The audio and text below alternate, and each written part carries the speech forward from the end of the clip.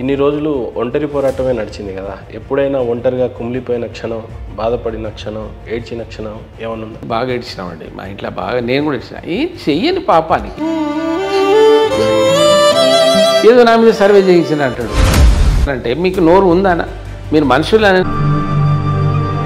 నియోజకవర్గమైన మహబూబాబాద్లో మీ పాత్ర చాలా పెద్దది, రిజర్వేషన్ తెచ్చే విషయం. అలాంటి వ్యక్తిని కూడా ఓడగొట్టారు అని అంటే ఏ రకంగా జీర్ణించుకుంటారు? మీ జాతి బిడ్డలు మిమ్మల్ని గుర్తించకుండా. నేను వాళ్ళని స్వాగతిస్తాను, ఏమనలేదు. అక్కడ పేదరికం ఉంది. చాలా గౌరవపదమైన పొజిషన్లలో మిమ్మల్ని చూస్తామని మీ జాతి అనుకుంది.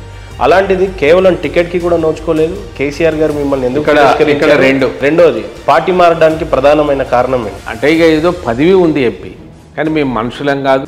కనీసం మనుషులుగా చూడమంటే కూడా ఆయన. మీ జాతి అణగారిన వర్గం, వాళ్ళకి అన్యాయం జరుగుతుంది, వాళ్ళకి రిజర్వేషన్స్ కావాలి అని చెప్పేసి ఎన్నో వేదికల మీద మీ గళాన్ని వినిపించారు. 10% రిజర్వేషన్ వచ్చిన తర్వాత కూడా బీఆర్ఎస్ పార్టీని వదిలేయడానికి గల ప్రధానమైన కారణం ఏంటి? మీరు అనుకున్న కళ సాకారం అయినట్టేనా? ఇక్కడ 33 తెగల గిరిజన తెగలు మిగిలినాయి ఆంధ్రప్రదేశ్ రాష్ట్ర విభజన జరిగిన తర్వాత. అవగాహన లేకుండా రాజకీయ లబ్ధి కొరకు ఎవడు మాట్లాడినా వాటి మూర్ఖుడే. ఎన్డీఏ కూటమి ఏర్పడిన తర్వాత కూడా ఇంకా రిజర్వేషన్స్ తీసేస్తున్నాం అని చెప్పి ప్రధానంగా వినిపిస్తూ ఉంది. ఏ రకంగా చూడొచ్చు? రిజర్వేషన్లు ఎవరి దయాదాక్షిణ్యాల మీద వచ్చినాయి కాదు, దాని గురించి మాట్లాడితేనే ఒక చట్టం ఉంది. బంజారాల జాతికి సంబంధించిన చరిత్ర 8,000 సంవత్సరాల నుంచి ఇప్పటి వరకు కనీసం ఒక్క పుస్తకంలో కూడా మీ బంజారా జాతి గురించి ఒక లిఖితపూర్వమైన పాఠ్యభాగాలు కూడా లేదు. కారణం ఏంటంటే లేదు. నేను మొదటి నుంచి అదే బాధపడుతున్నాను. కాదు సార్, నిన్నగాక మొన్న ఔరంగజేబు గురించి మాట్లాడితే 100-200 సంవత్సరాల కింద ఉన్న వాళ్ళ చరిత్రనే లిఖింపబడ్డది. అలాంటి బంజారా జాతికి 800 సంవత్సరాలు అని అంటే ఏంటి అసలు? మీ చరిత్ర ఏంటి? నేపథ్యం ఏంటి? పాఠ్య పుస్తకాల్లో లేకపోవడం ఉన్న కారణాలు ఏంటి? అసలు మీ చరిత్ర గురించి చెప్పాలి యాజ్ అ ప్రొఫెసర్గా అంటే క్లుప్తంగా ఏం చెప్తారు? గోవులను కాసేటువంటి వాళ్ళు, గోవులలో సకల దేవతలు ఉంటాయని వాటి మీదనే నమ్మి బతికినటువంటి జాతి బంజారా జాతి. ఆ భాష మనకు తప్ప ఇతరులకు ఏ కమ్యూనిటీకి తెలియదు.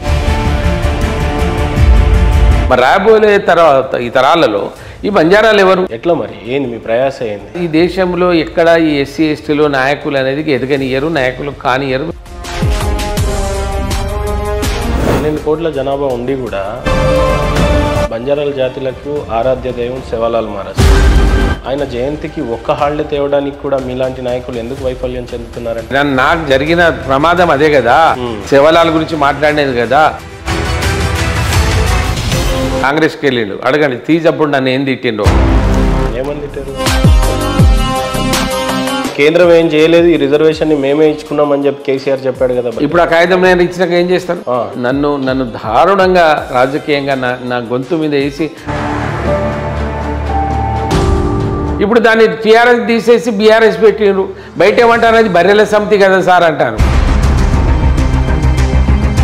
ఇంత చేసిన ఒక గిరిజన యూనివర్సిటీ రిజర్వేషన్ గురించి, రామప్ప గురించి ఇన్ని చేసిన ప్రజలు మిమ్మల్ని ఎందుకు విస్మరించారు? ఎందుకు ఓడగొట్టిరు అసలు? అంటే ఇప్పుడు పట్టణాలలో మోడీ గారి ప్రభావం గ్రామాలకు కూడా వెళ్ళిపోయింది. సార్, ఒక మాట చాలా స్పష్టంగా అడుగుతాను నేను మిమ్మల్ని. మన దేశంలో చూసినట్లయితే 12 కోట్ల మంది బంజారాలు ఉన్నారు అంట. పవర్ పాలిటిక్స్లో ఎప్పుడు కూడా మీ జాతి బిడ్డలు అయితే ఎప్పుడు కనపడలే. మీ చివరి ఆఖరి కోరిక కానీ, మీ ఆవేదన కానీ, మీ బిడ్డల పట్ల మీ ఆశయం ఏంటి? మనం బిచ్చం అడుక్కున్న రోజులు, నేను మాట్లాడితే నా టికెట్ పోతుంది అనుకున్న రోజులు నువ్వు అనుకునేది సాధించలేవు. సీతారాం నాయక్ గానే ఉన్నాడు.